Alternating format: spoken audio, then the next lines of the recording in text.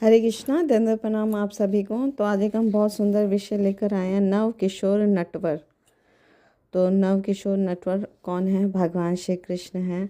तो श्री चैतन्य महाप्रभु सनातन गोस्वामी को बताते हैं कि स्वयं रूप है एक कृष्ण ब्रज गोप मूर्ति। भगवान कृष्ण जो है स्वयं रूप में भगवान हैं और उनका मूल रूप जो है ब्रज में ग्वाला स्वरूप है। और है ना, चाहे हम उनको अनेक नामों से पुकारते हैं इस भौतिक जगत में, परमेश्वर, ईश्वर, भगवान, लेकिन ऐसे असंख्य नाम हैं, लेकिन उनका मूल रूप जो है ब्रजगोप भगवान श्री कृष्ण रूप है। तो वह है ना, उनका जो स्वरूप है भगवान का वो एक ही है ना।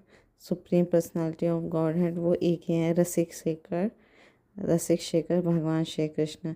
और नटवर किशोर नट किशोर नटवर गोप वेश वेणुकर, ये उनका मूल रूप है। गोप वेश धारण करते हैं ना, ग्वाल बाल के रूप में है और अपने हाथों में बांसुरी मुरली है उनके, है ना।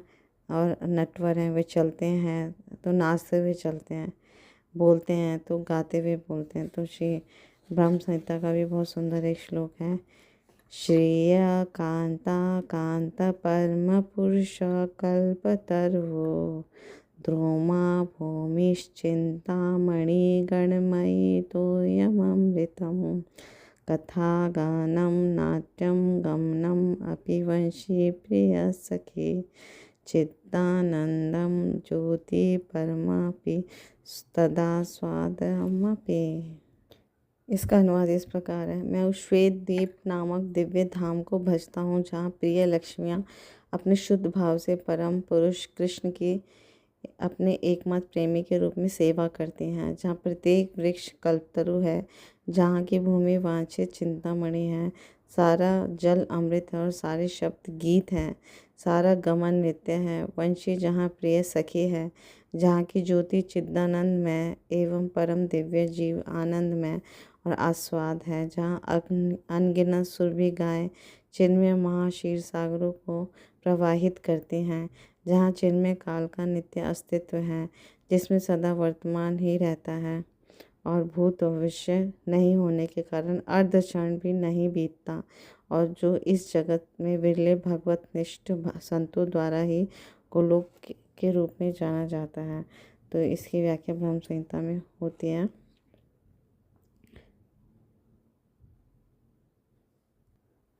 तो भगवान श्री कृष्ण जब भी चलते हैं तो नाचते हुए चलते हैं।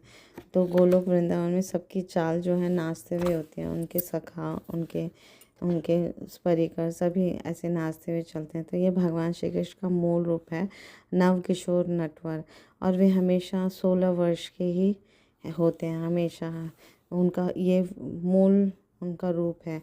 तो छोटे छोटे जो ईश्वर या तथाकथित देवी देवता जो हैं वो, जैसे ब्रह्मा, शिव, सूर्य, चंद्र, बृहस्पति, है ना, आदि, ये सब इन सब के नियंत्रक जो हैं वो भगवान श्री कृष्ण हैं। तो ब्रह्म संहिता में कहते भी हैं भगवान को, ईश्वर परमा कृष्ण सच्चिदानंद विग्रह अनादिर आदिर गोविंद सर्व कारण कारणम। सब ईश्वरों यानी सारे नियंत्रकों के नियंत्रक परम ईश्वर जो हैं वो भगवान श्री कृष्ण हैं।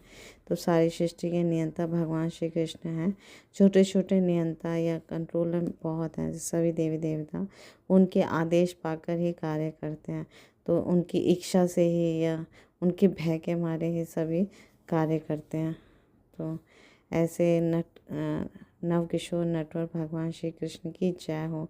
तो आगे भी बताते हैं, जगह जगह भगवान जो हैं वो सभी सभी देवी देवताओं के नियामक हैं और सभी देवी देवता उनके भय से कार्य करते हैं। अग्नि जैसे उनके भय से तपता है, सूर्य ताप देता है ना। तो भगवान या सारी प्रकृति, पूर्ण प्रकृति के परमेश्वर जो है, नियंता है, वो भगवान श्री कृष्ण हैं। और वो अलक्ष्य है, यानी आँखों से दिखाई नहीं देते। हमारी आँखें भौतिक हैं, हमारी आँखों में काम, क्रोध, मोह, मद मत्सर्य भरा हुआ है। तो भगवान तो आध्यात्मिक है, परम पवित्र हैं, सच्चित आनंद है ना, भौतिक जगत से परे हैं। तो उन्हें भौतिक आँखों से नहीं देख सकते हम। अगर हमें उन्हें देखना है तो हमें दिव्य चक्षु चाहिए, है ना। तो भगवान ने अर्जुन को भी दिव्य चक्षु दिया। भगवान भगवद गीता में कहते हैं ददामि दिव्य चक्षु। तो भगवान जब अर्जुन को दिव्य चक्षु देते हैं तब भगवान का विराट रूप वो देख पाते हैं। तो भगवान को कौन देख पाते हैं, वो ब्रह्म संहिता में इसका भी वर्णन है।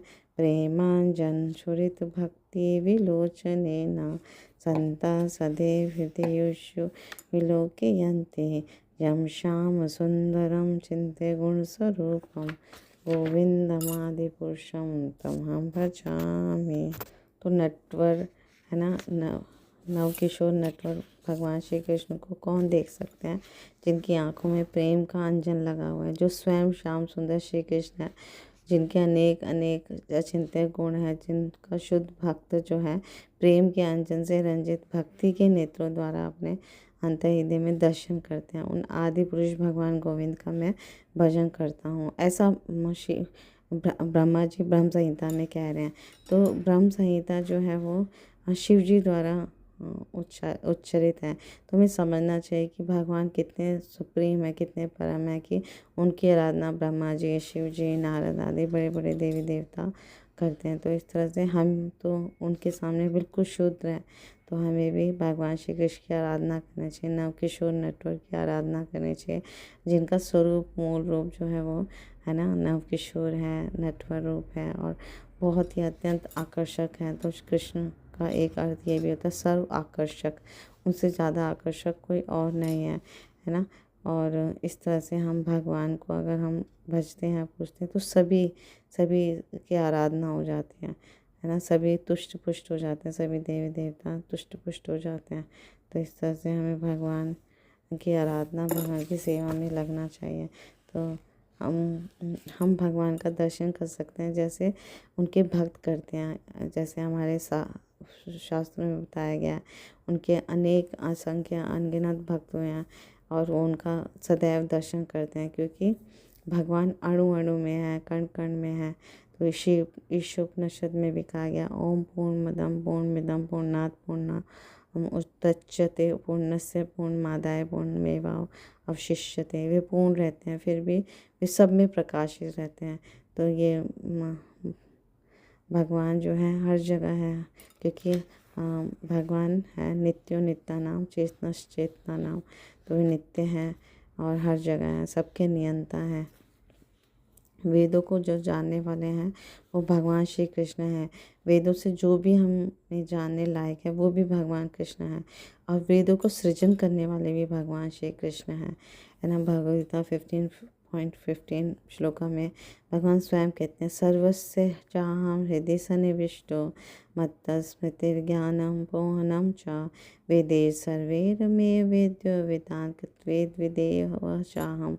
तो इस तरह से हमें भगवान श्री कृष्ण की आराधना करनी चाहिए। यही सारे शास्त्रों का सार है कि हम कैसे भगवान श्री कृष्ण की प्रेम और भक्ति अपने हृदय में जागृत करें, जो सब कुछ सबके आदि कारण है। और जैसे कोई अभिनेता जो होता है, माया रियल उसका स्वरूप कुछ और होता है, पर माया पर पर्दे के पीछे कुछ और व्यवहार करता है। तो माया रूपी पर्दे के पीछे भगवान है। तो भगवान कृष्ण योग माया रूपी पर्दे से ढके रहते हैं। तो जब पर्दे के आगे आते हैं तो वो दूसरे रूप में आते हैं। तो इससे जीव भ्रमित हो जाता है कि ये भगवान है कि वो भगवान है। उसे हम अवतार कहते हैं, लेकिन हर अवतार में भगवान अपनी कुछ मात्रा में शक्ति, दिव्यता, वैभव, ऐश्वर्य लेकर आते हैं। तो इसलिए उनका नटो नाट्य धरो यथा,